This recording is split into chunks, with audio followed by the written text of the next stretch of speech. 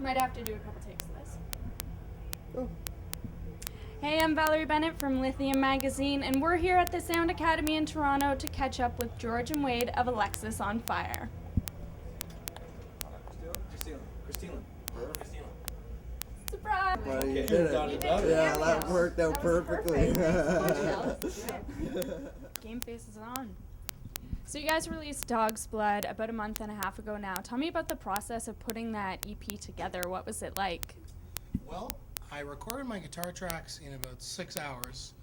Immediately after recording them, I got in my car and started to drive towards Halifax and got into an argument with my girlfriend around Ottawa.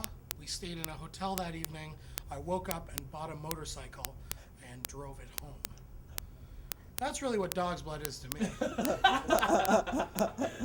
And George, what would you say it is to you? Yeah, it's mostly about Wade buying that motorcycle. But the Dog's Blood EP, I feel like is the first thing we've done since probably the first record where we really didn't like self-edit ourselves, and we just kind of wrote the songs and put them out, and like there was no level of like scrutiny to it. We just kind of had a concept and we rolled with it, and it was so quick. Like we recorded for 2 days. Like, you know, instruments were done in one day and vocals the next, and the artwork was done like 6 months before we even had finished the songs for the EP, I think. So yeah.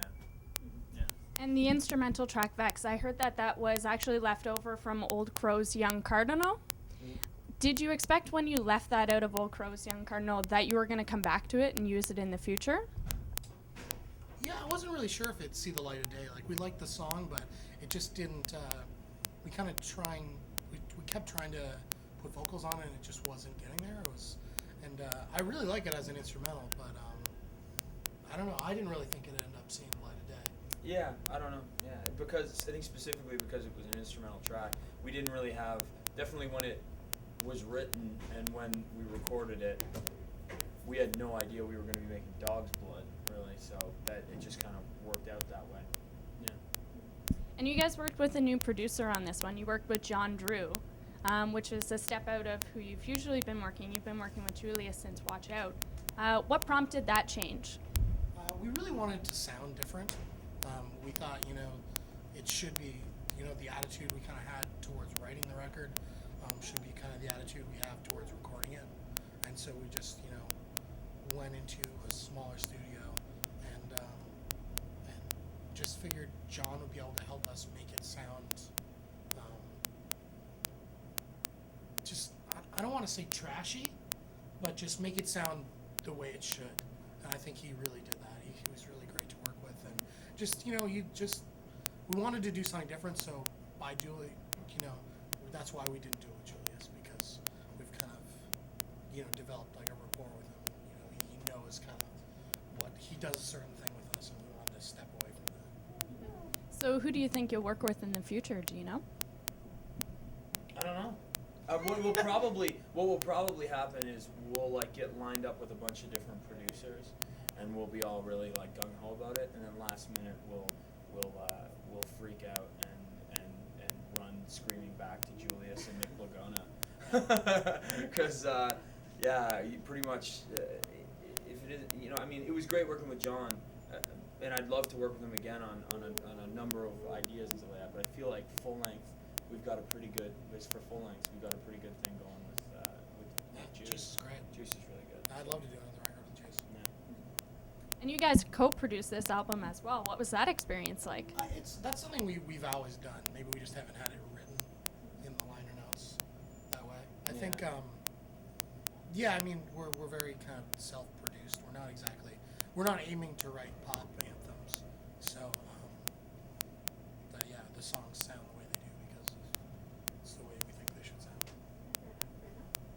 And the sound on this album, it's different on a whole from anything you've put out, yet you've used the same elements. So how did that come about? I read that there's a seemingly crazy riff. So it must have been one inspirational riff to influence a whole album. Where's this new sound coming from? I think maybe just, I think it might have to do with I think there's a lot of really, really good heavy music coming out right now, and maybe it's just rekindled Dal's and I's interest of like metal and hardcore and stuff. There's a lot of really great bands right now that are really heavy, and that's something I definitely haven't been listening to for a while, and so maybe that's just that. Yeah. But I knew that when those two songs were written, I mean, like, there was always the talk of having each side of the album be like, you know, like a really fast kind of rager, and the others, and coupled with like kind of a slow burner, and yeah, and I don't know, that was, I like the whole dynamic of like the highs and lows on it and stuff like that. Like, I don't know, I don't know if I'm answering the question. That's good. Do you think this is the direction you guys are going to continue to head with this sound, this heavier sound? I don't think we've ever been very good at staying in the same direction for any amount of time. Every record sounds different from the last, you know? I mean, it'll always sound like Alexisonfire, but it'll be, you know, there'll be, at any given moment, we're taking in so much different, you know, influences and music and art and stuff like that you can't help but change by the time it's time to write another record. So I don't think that the next record will sound like a full-length Dog's Blood, but I think you'll probably still hear some of those elements in that record a little bit, but, you know, who knows. And you talk about influences, and you guys have a lot of different musical backgrounds, all of you. Do you think that puts you at an advantage to be able to experiment and sort of incorporate different pieces? Yeah, I think it's the reason things sound the way they do, because we all look at music. You know, there's 5 different people looking at it in 5 different ways, and you know, if I'm hearing one thing, and you know, I'm showing it to the guys, and I've got this idea, just the way they're interpreting it's going to be different, and I think that's important, and that's the reason we sound the way we do is because it's 5 people's input and 5 people's creativity, and not just, you know, here's the song I've written, just do it or something, you know. So Whenever that, I find when that happens, whenever someone comes with almost an entire song, those songs kind of tend to fall by the wayside. yeah, I mean definitely the songs I had the most prepared for, I know, when we were writing the last record, are the ones that didn't end up getting used, Yeah. or just it's always best with simple ideas, and then we kind of build on it because it's Nice. And you guys are just wrapping up a pretty rigorous tour. You started off in Australia about 2 months ago, and you went to Japan and the UK, and now you're back to Canada. How are you feeling as this tour is coming to a close? Exhausted.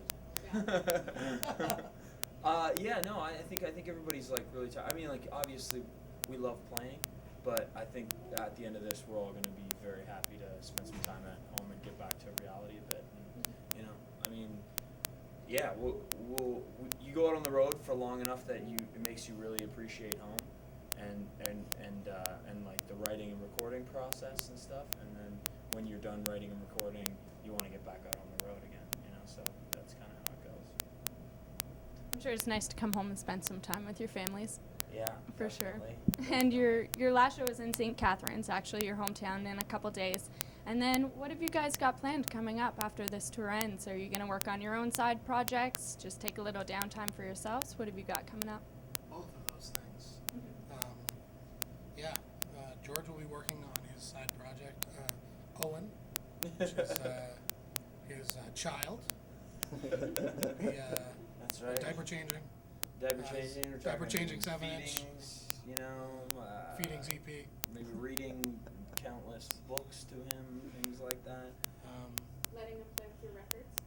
I'm not gonna let him go near the records. Stay away from the records. He's too young to discipline. I can't do it.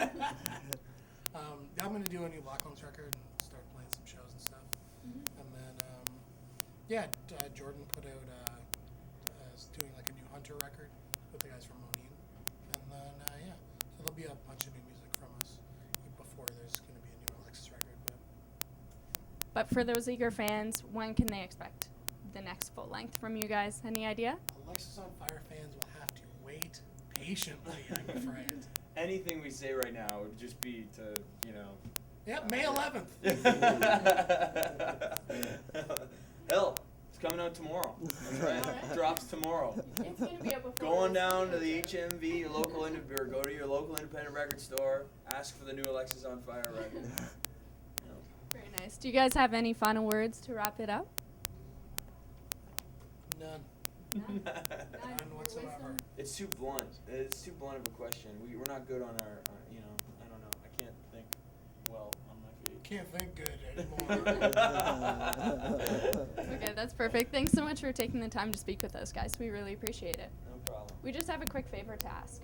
Would it be possible for you to do a little shout out for us to add to the video as well? You can just introduce yourself, say you're from Alexisonfire, and this is for Lithium Magazine. Lithium Magazine. Yep. Yes. How do you do? I'm George Pettit. I'm Wade MacNeil, and we play in Alexisonfire. You are watching Lithium Magazine?